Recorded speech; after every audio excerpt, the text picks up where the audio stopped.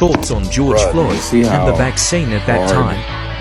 They had to work to convince you that you didn't see what you just saw. You know what I mean? To convince you that you just didn't witness a lynching in broad daylight on the streets in 2020. You know what I mean? Like, that's what I mean.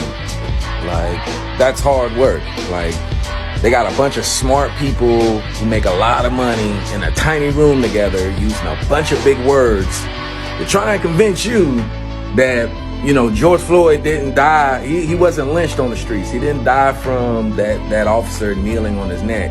He died from, you know, choking on a piece of candy, on some bubble gum. He had a heart thing, Like, they did a whole bunch. They worked very hard to convince you that you didn't see a fucking lynching.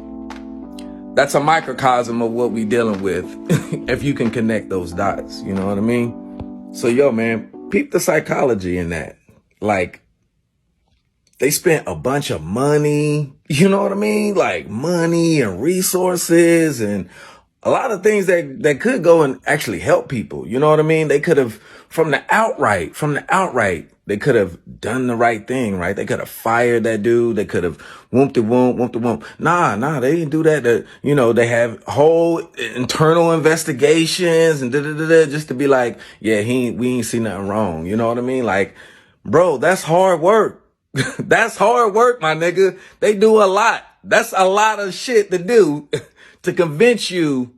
And over time, like over centuries, over time, nigga, 2020, 1920, 1820, 1720, 1620, like to convince you that you tripping.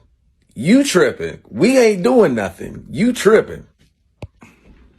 Yeah, bro, to hear you put it that way, I know you got cut off. The guy showed up. I had to go outside, make a transaction.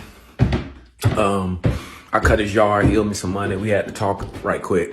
Now I got to get in the shower, so I had to let you go. But cutting you off about that vaccine, coming from that paradigm, like, I totally get it and I understand.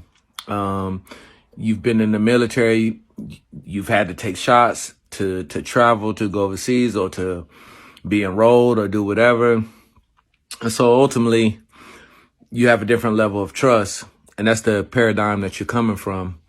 I'm coming from the black paradigm and Tuskegee experiments and just not really trusting the government in general. So, and neither one of us are wrong. So that's kind of that.